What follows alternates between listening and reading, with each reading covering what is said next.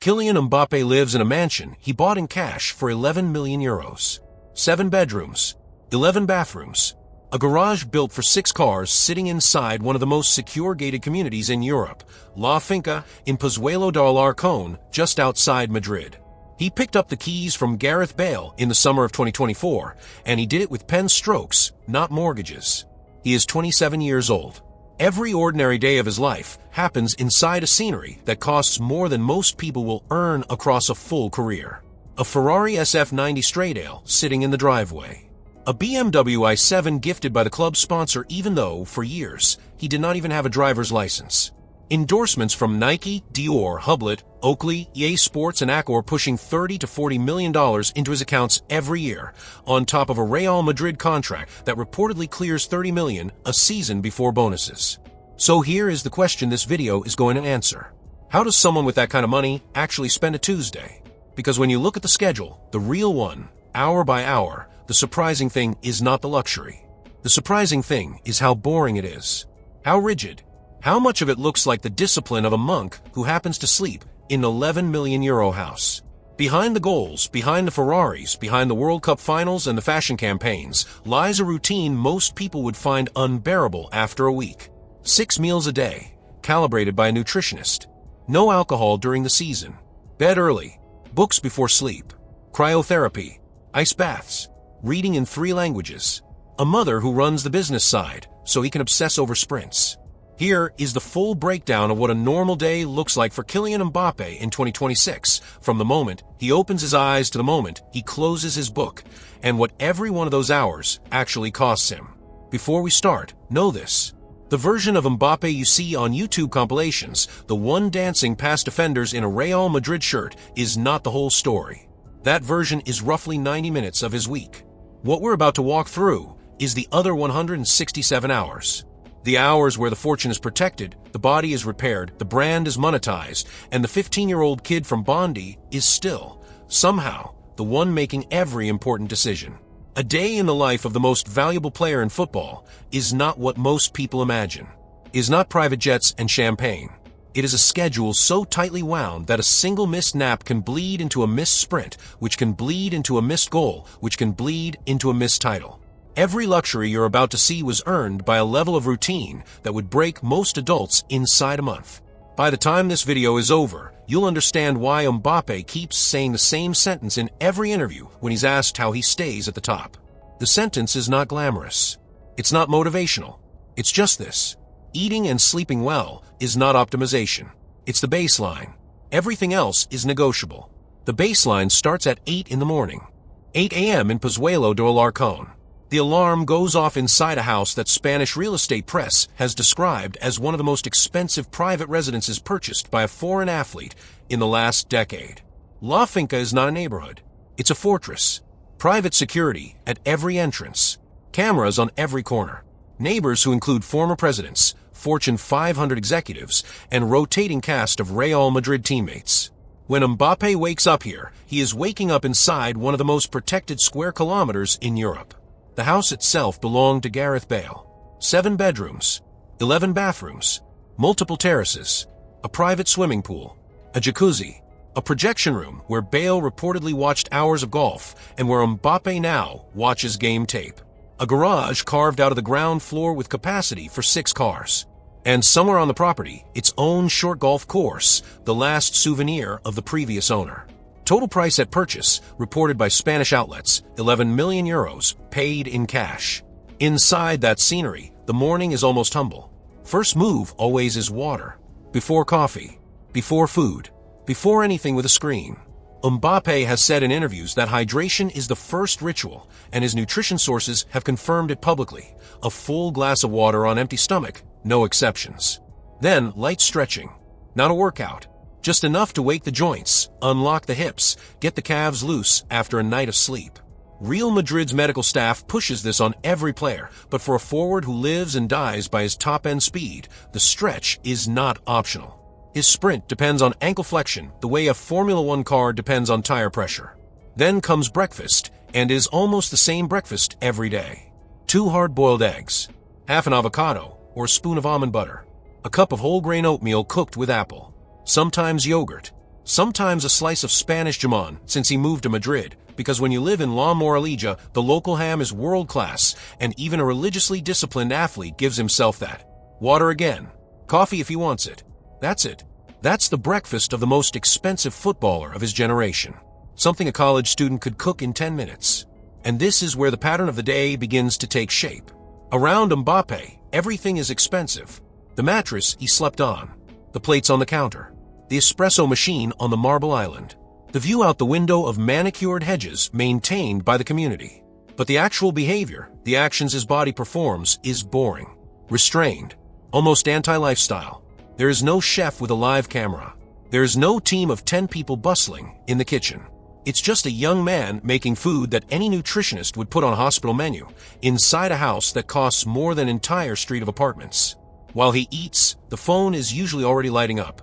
Messages from his mother, Faisal Amari, who handles most of his commercial and career decisions and has become one of the most respected agent figures in European football, even without holding an official license. Messages from Real Madrid staff. Messages from the Inspired by KM Foundation, the one he founded in 2020 to fund schools, sports facilities, and youth projects across France, Cameroon, and Peru. The business day starts before the training day. If you're enjoying this breakdown of what actually happens inside Mbappe's world, do me one small favor and hit the like button. It genuinely helps the channel push this video to more football fans who are curious about the private side of the sport. Takes half a second. Costs you nothing. By 9 a.m., breakfast is done, the messages are answered, and the second phase of the day begins. Because at 9:30, he needs to be on the road. And this is where the luxury stops being subtle.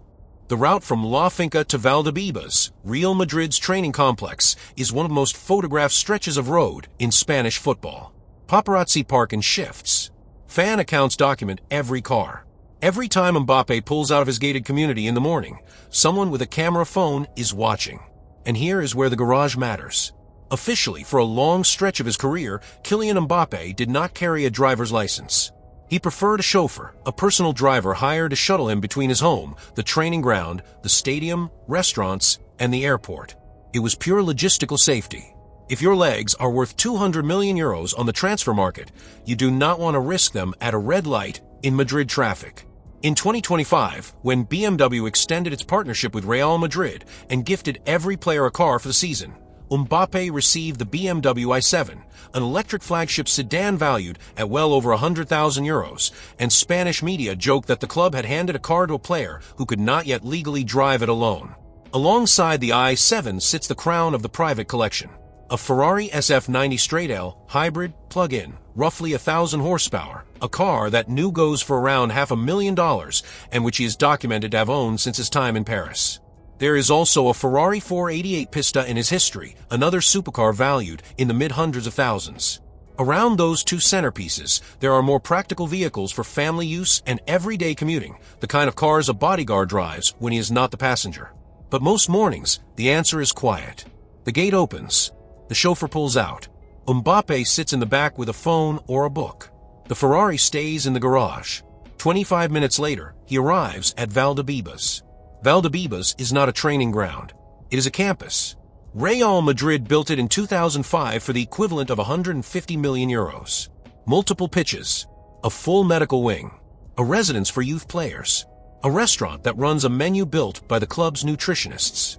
And behind everything, the recovery center, one of the best equipped in European sport. The training itself is where the myth of Mbappé and the reality of Mbappé collide. 5 days a week, he trains with the first team. On top of that, he does dedicated gym work 3 to 4 times weekly. His personal program, publicly discussed by his fitness sources, cycles through heavy leg days, upper body pushing, upper body pulling, shoulders, and, most importantly, core, squats, deadlifts, box jumps, Bulgarian split squats for single leg power, planks, hanging leg raises, scissor kicks, 3 times a week minimum. Because at his level, the core is not decorative.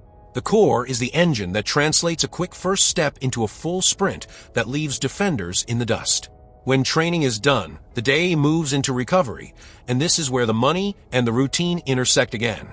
At Valdebebas, Mbappé has access to protocols most professional athletes on earth do not touch. Cryotherapy chambers cooled below -100 degrees Celsius. Full-body ice baths. compression therapy sleeves, physiotherapists who work only on him, massage therapists, weekly thalassotherapy sessions, thermal baths. Every session, every device is designed to shave seconds off recovery time between matches during a 50-plus game season. Between training and recovery, he eats again. 6 meals a day is not a suggestion, is the framework. Lunch during the training window is usually a tuna or chicken wrap with fresh salad or a portion of pasta. Spaghetti carbonara, bolognese, and pesto are all on the rotation because he has never given up pasta, even inside the Mediterranean-inspired plan his nutritionists built for him after the Madrid move. By early afternoon, the training block is over. The recovery block is over. And the second half of the day begins. 2 p.m. Mbappé is back at La Finca. The car pulls into the garage. The gate closes. And for the next several hours, the footballer disappears. What replaces him is closer to a small company CEO. To understand why, you have to understand who is around him. Kylian Mbappe's inner circle is not a rotating cast of agents and celebrity friends. It is his family. His father, Wilfried Mbappé, spent more than 2 decades coaching youth football at AS Bondy, the club that raised Kylian in the northeastern Paris suburbs. Wilfried was born in Cameroon, moved to France, and became one of the most respected youth coaches in the Bondy region long before his son was a household name. He is still the person Kylian calls about tactical decisions in his own game. His mother, Faiza Lamari, is the operational engine of the empire. A former professional handball player of Algerian Kabyle background, she took over the commercial and career management of Kylian's brand years ago and now sits in on almost every major decision: contracts, sponsorships, foundation strategy, brand partnerships, and long-term investments. She does not carry an official agent license, but inside European football, she is considered one of the most influential negotiators of the last decade. It was Faiza who orchestrated the free transfer out of PSG to Real Madrid. It was Faiza who has repeatedly kept the sponsor portfolio deliberately small. His younger brother, Ethan, is a footballer himself, still developing inside French football. Various uncles, cousins, and longtime friends from Bondy sit inside the extended team. That family structure is what makes the afternoon block work. Because during those hours, Kylian Mbappé is on calls, reviewing offers, signing off on Inspired by KM Projects, the foundation he launched in 2020 that has now built or funded schools, sports facilities, and youth programs in France, Cameroon, and Peru. Reviewing campaign edits for Dior, or approving product designs for Oakley, or handling the internal legal work that governs the roughly $30 to $40 million a year his endorsement portfolio generates on top of his club salary. And there is another meeting looming over every conversation. The one about Nike. Because on July 31st, 2026, the Nike contract that has been on his feet since he was 8 years old, a 19-year partnership, one of the longest continuous athlete-brand relationships in modern football, expires. Adidas has been reported to be circling with an offer described in the European press as unprecedented. Under Armour has been mentioned. Puma is watching. Some reports put the total value of the next deal above 100 million euros. The decision that Mbappé, his mother, and his advisors make in the afternoon hours of these ordinary days is the decision that will determine the boots he wears at the next World Cup and shape the branding of his entire second decade in the sport. If you want to see the video we're putting together next, a full breakdown of the Nike-Adidas Under Armour war for Mbappé's feet, with numbers, timelines, and inside details, hit the subscribe button now so you don't miss it. By late afternoon, the CEO block winds down. Somewhere around 5 or 6 p.m., depending on the schedule of the day, the phone gets set aside. And Mbappé does something almost nobody in his tax bracket does on a weekday. He reads. Not headlines, not tweets, books. He has said publicly several times that reading is one of the reasons he speaks 3 languages fluently, Spanish, English, French, and can handle basic Italian and Portuguese on top of that. Interviews, biographies, occasional novels. The Kylian Mbappé that finishes a training session in Valdebebas is often the same Kylian Mbappé that reads for an hour before dinner quietly at home with the phone in another room. The luxury here is not the book. It's the silence. 7 p.m. rolls and slow at La Finca. The house lights come on one by one. And the third and final phase of the day begins, the one that, for most people, would be the moment to loosen the belt. For Mbappé, it isn't. Dinner is calibrated. The nutritionist's rotation continues. A protein, grilled chicken, oven-baked fish, sometimes a lean cut of red meat. A serving of complex carbohydrate, brown rice, whole grain pasta, roasted sweet potato. Vegetables in visible volume. Olive oil, not butter. Water, not soda. And because he lives in Spain now, occasional plates of Spanish jamon paired with manchego cheese, which he has openly said is one of the biggest small pleasures of the move to Madrid. Pasta stays on the menu. That is not a cheat. It is a documented part of his weekly rhythm, kept because his coaches have determined that his body burns through the carbohydrate load fast enough to justify it during a competitive season. Carbonara bolognese pesto. Cooked in his own kitchen, not delivered. The rule that does not move, during the season, no alcohol. None. It is one of the few non-negotiable lines drawn around his diet since he was a teenager, and has not shifted since he moved to Real Madrid. Champagne after a Champions League trophy, yes, in a locker room. On an ordinary Tuesday night at home, no. After dinner, the wind down begins. Sometimes it's a session on the PlayStation. Mbappé has been photographed and filmed with EA Sports FC, the game his own face lives on as one of the cover athletes, and gaming with friends and family in the evening has been a documented habit since his teenage years. That is not surprising for a man born in 1998. His generation grew up on controllers, and in a household where most of the professional day is spent under pressure, an hour of low-stakes video game with the brother or childhood friend is a form of rest most training staffs actually endorse. Sometimes it's more reading. Sometimes it's a conversation with Faiza about a decision that needs to be made the next morning. Sometimes it's a short session of guided meditation or a mindfulness app. Real Madrid Sports Psychology Department, one of the best in club football, works with him on stress management and pre-game visualization, and elements of that have crossed over into his evenings. And then early comes bed. Because sleep, in Mbappé's own words repeated across many interviews, is not part of a wellness fad for him. It is not a hack. It is the baseline of performance. He has repeated the same idea in more than one press conference. Eating and sleeping well is the floor, not the ceiling, of what an elite footballer needs to do. Miss a night of sleep, and you miss a step of acceleration. Miss enough steps of acceleration, and you miss a goal that changes a season. He has also been open about the pressure that comes with the schedule. When he arrived at Real Madrid for the first time, he admitted in a public interview that he slept about 90 minutes on his first night as a Blanco. The nerves of walking into the biggest club in the world overrode every technique in his book. That night was the exception. Every other night, the routine works. Somewhere between 10 and 11 p.m., the lights of one of the most valuable properties in La Finca go dark. And under the darkness, one of the most valuable assets in world football, the body of Kylian Mbappé, 27 years old, still not yet at his physical peak by the biological standards of elite sprinters, is repairing itself for another day of exactly the same thing. Ordinary, rigid, controlled, expensive around him, almost boring inside him. Rewind everything you just heard and press play again with a different lens. Because the mansion is only impressive when you remember that Kylian Mbappé grew up in a small apartment in Bondy, a working-class suburb in the northeast of Paris, where his father was a youth coach at the local club, and his mother, a former professional handball player, ran the family with a discipline that would eventually become the family business. The Ferrari SF90 is only remarkable when you remember that Mbappé, until very recently in his adult life, did not even have a driver's license. The €100 million endorsement wore around his feet only makes sense when you remember it started with a Nike deal signed when he was 8 years old, an 8-year-old kid in Bondy, running drills under his father, being scouted by a brand that saw something the rest of Europe would spend a decade catching up to. From the streets of Bondy to a private mansion in La Finca. From a father coach on a suburban pitch to a Real Madrid contract that pays him more than the entire budget of some La Liga clubs.